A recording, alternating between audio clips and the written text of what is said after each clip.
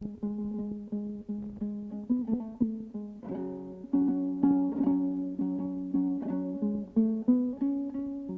оқушылар, бүгін бізде талдау жұмысы морфологиялық талдау. Морфологиялық талдау екіге бөлінеді. Сөздерді тұлғасына қарай талдау және сөз таптарына қарай талдау. Мынау тақтадағы сөйлемді біз сөз таптарына қарай талдайтын боламыз. Тақтаға Зарина шыға ғой.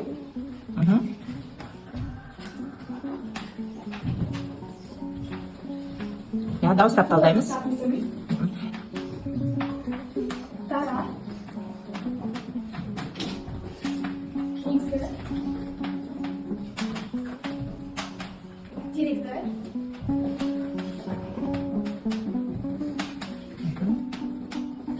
Жалпы.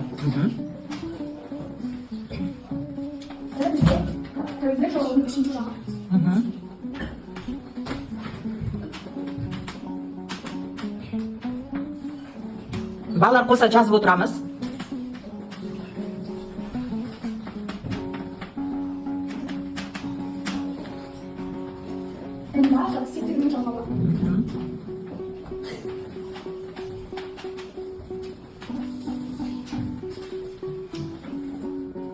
Балалар Зинаны талдап жатқан дұрыс па? Иә, дұрыс. Анда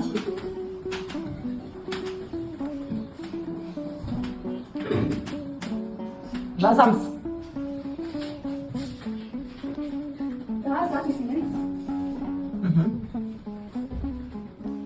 Қолындағы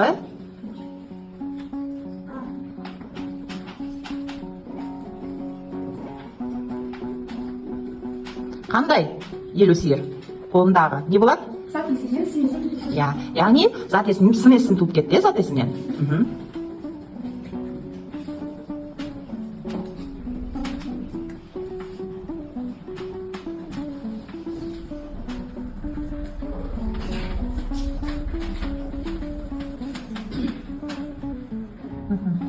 Бұл сөз бітті. Келесі сөз бізде қандай сөз? Елу.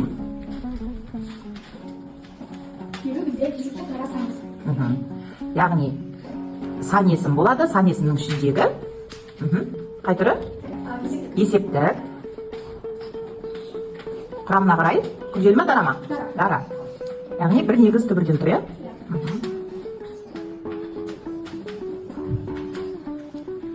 Сиыр түбірі, зат есім.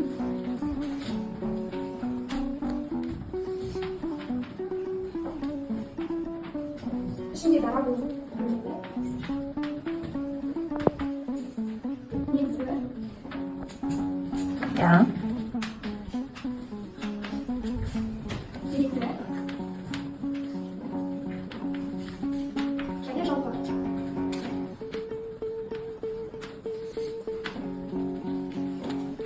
Аты табы септігінің жалғауы. Қандай сұраққа жауап беріп тұр? Кімді? Кімді, нені? Кімді, нені?